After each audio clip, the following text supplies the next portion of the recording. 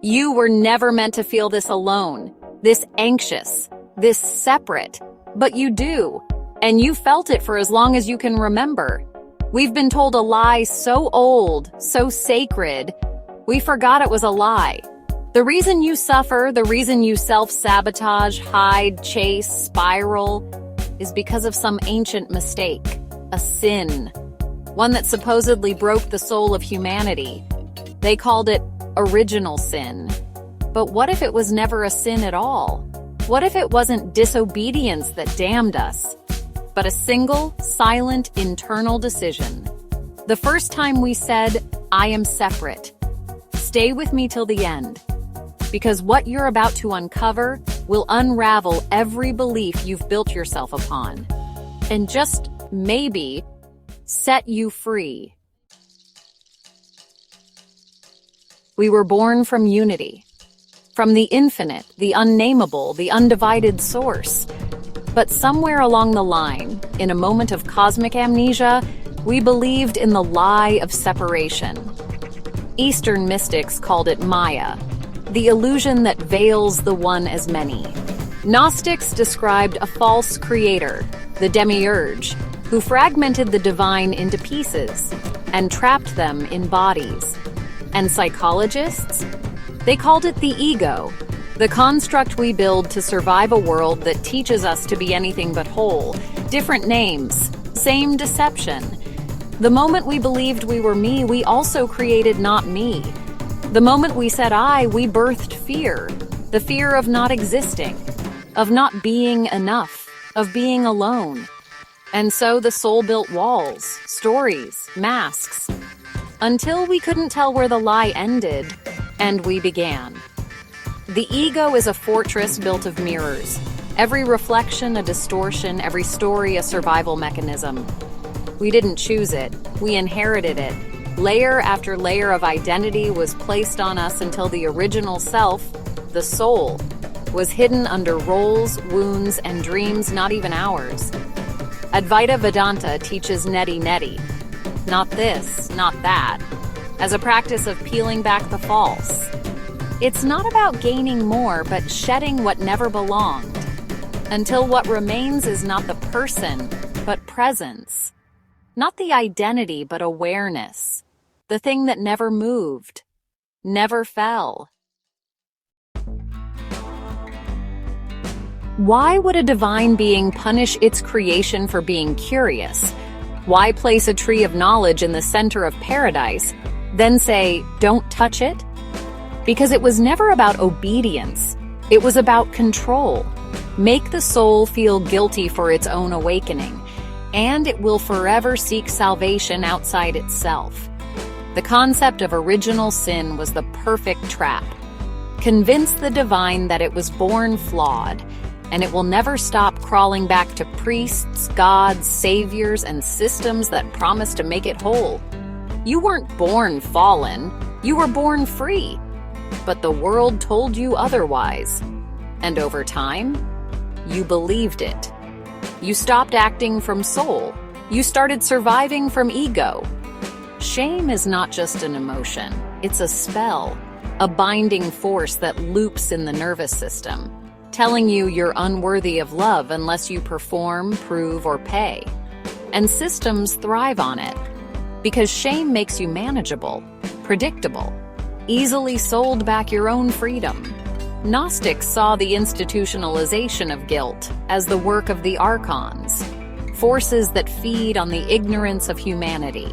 They whisper, "You are guilty," then offer absolution for a price. But nothing outside can absolve you from a sin that never existed. The only true redemption is remembrance. Every human being carries it, an invisible wound from before language, before thought. The moment you realized, I am not you, I am not safe, I am not whole, it's the first trauma, the separation wound, and it echoes in all your patterns. The need to be seen, the fear of being left, the addiction to being right, the shame of simply existing. But what if trauma is not just personal?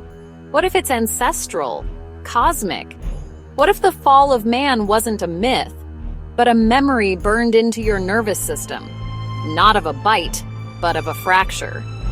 And your entire life has been an unconscious attempt to stitch that fracture back together. Trauma splinters time. It locks the soul into a loop, a recursive echo where the past invades the present endlessly. And the cruelest twist? We think it's our fault. We think the panic, the shame, the rage are personality traits, but they're just ripples from the first shattering. In trauma psychology, this is called implicit memory. In the soul's language, it's amnesia. You don't remember the fall because it wasn't an event. It was a forgetting. The goal isn't to relive it, it's to wake up from it. They told you to find yourself. So you searched through careers, people, belief systems, likes, followers, goals.